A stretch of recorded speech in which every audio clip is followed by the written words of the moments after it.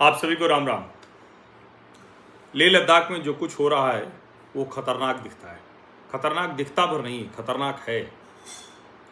नेपाल बन जाए भारत, बांग्लादेश बन जाए भारत, श्रीलंका बन जाए भारत, ये बार बार राहुल कांग्रेस सहित ढेर सारे विपक्षी नेता ये कह रहे थे।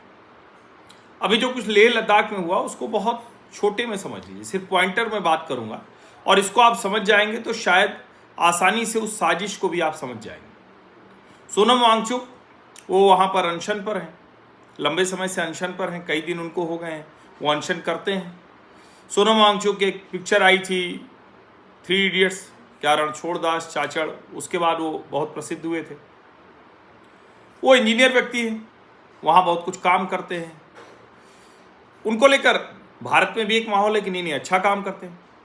इसीलिए भारत सरकार ने मोदी सरकार ने उनको Himalayan institute of alternate learning के लिए 54 एकड़ जमीन दी थी। कब दी थी? 2018 में दी थी। 2019 में नरेंद्र मोदी सरकार ने जब अनुच्छेद 370 समाप्त किया तो लद्दाख को यूनियन टेरिटरी बना दिया। यानी जो लद्दाख जम्मू कश्मीर का ऐसे हिस्सा रहता था कि उसकी बात ही नहीं होती थी, उस लेह लद्दाख को अलग से केंद्र शासित प्रदेश बना दिया। लेह और करगिल इनकी ऑटोनोमस डेवलपमेंट काउंसिल बना दी गई। अब ये मैं आपको बता रहा हूं कि इससे आप समझ में आएगा। लद्दाख में एक लोकसभा सीट है, लद्दाख से भारतीय जनता पार्टी का सांसद चुना जाता है।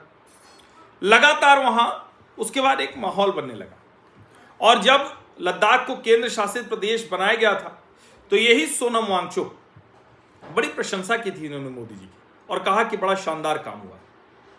अचानक उसके बाद 2021 आते आते सोनम वांगचुक के सुर बदल गए और 2024 लोकसभा चुनाव के पहले तो एकदम से ही बदल गए। वो नरेंद्र मोदी सरकार के सारे कामों में मीन मेख निकालने लगे।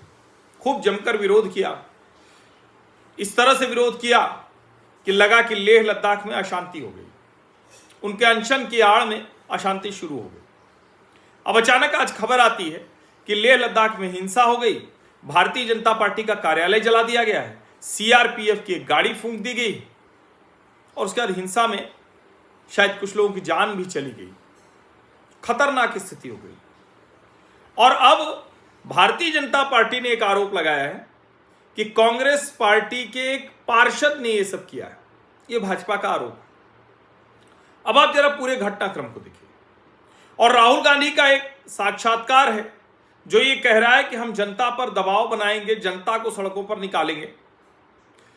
राहुल गांधी के जो समर्थक हैं वो भी बार बार ये कह रहे हैं कि हम वोट चोरी को लेकर कोई उसको प्रमाण देने नहीं जाएंगे, क्योंकि प्रमाण जैसा तो है नहीं, सच तो यही है। वोट चोरी के ढोल की पोल खुल चुकी है।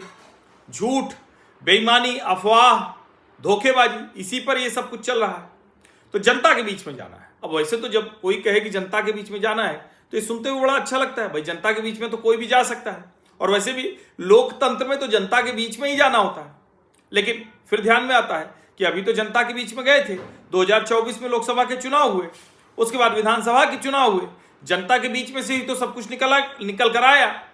उसके बाद ढेर सारे विश्वविद्यालयों के चुनाव हुए, वहां से भी बहुत कुछ निकल कर आया। तो क्या राहुल गांधी पूरी तरह हताश हो चुके हैं, कुंठित हो चुके हैं? उनको लग रहा है कि अब और कोई रास्ता नहीं है, तो देश में आग लगाना चाहते हैं। आपको याद होगा देश के युवा, देश के स्टूडेंट, देश के जेन जी, वो अब संविधान बचाएंगे, ऐसा करके उन्होंने वोट चोरी के प्रेस कॉन्फ्रेंस वाली फोटो डाली थी। लेकिन जेन जी तो लगातार राष्ट्रीय विचार के साथ है, राष्ट्रीय विमर्श के साथ है, अखिल भारतीय विद्यार्थी परिषद कैंपस में जीत रहा है। मैंने आपको वो सारा घटनाक्रम बताया। अब जरा इसके आगे की बात सुन लीजिए जो बड़ी महत्वपूर्ण है। लेह लद्दाख में जो कुछ हुआ आपको पता ही है कि एक बाकायदा अनशन चल रहा है सोनम वांगचुक का, बार बार वीडियो डाले जा रहे हैं, भावुक, बहुत रील बनाई जा रही है बवाल करने के लिए।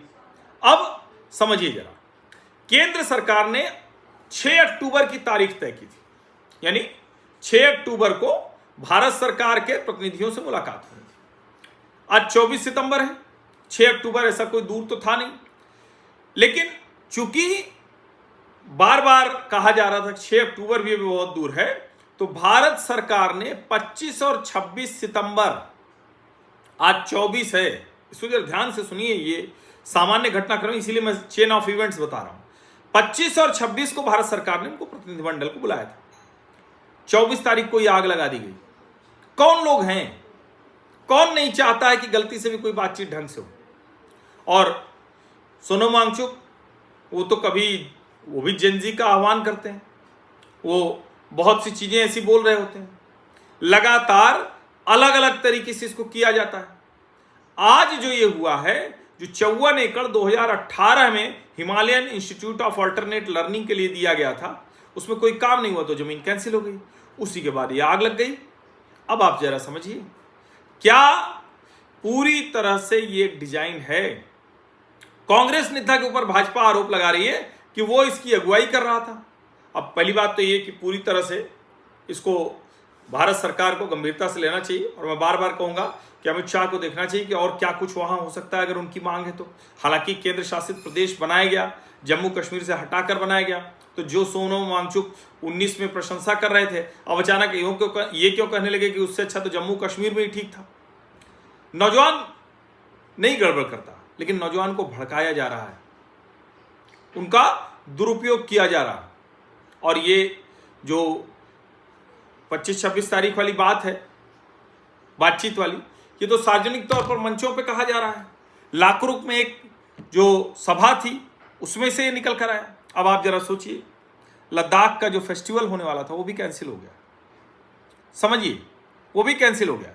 इसका सीधा सा मतलब है कि लेह लद्दाख में शांति नहीं हो, लेह लद्दाख किसी भी तरह से अशांत किया जाए। सब कुछ करके देख लिया, लेह लद्दाख के लोग तो पत्थर भी नहीं लेते थे, श्रीनगर और दूसरे कश्मीर के इलाकों की तरह, घाटी की तरह, फिर भी ये करने की कोशिश। डिजाइन खतरनाक है। शाहीन बाग के जरिए करने की कोशिश हुई झूठ बोलकर कि सीएए मुसलमानों को निकाल देंगे। कृषि कानून के जरिए कोशिश हुई कि ये किसानों के अधिकार छीनने वाला है।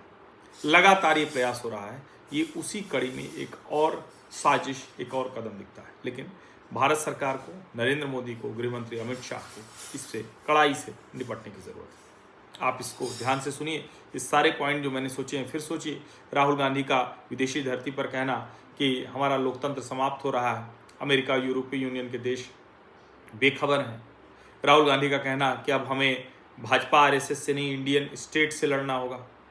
राहुल गांधी जहाँ जा रहे हैं जरा देखिए। 6-7 महीने बीतने दो, इसको तो लोग डंडे से मारेंगे, देश का नौजवान डंडे से मारेगा प्रधानमंत्री के लिए। चुनावी रास्ते से नहीं, कुछ और करने की योजना है। सोचिए। आप सभी का बहुत बहुत धन्यवाद। सब्सक्राइब अवश्य कर लीजिए, नोटिफिकेशन वाली घंटी दबा दीजिए, लाइक का बटन दबा दीजिए, अधिक से अधिक लोगों तक इस वीडियो को पहुंचा दीजिए। धन्यवाद।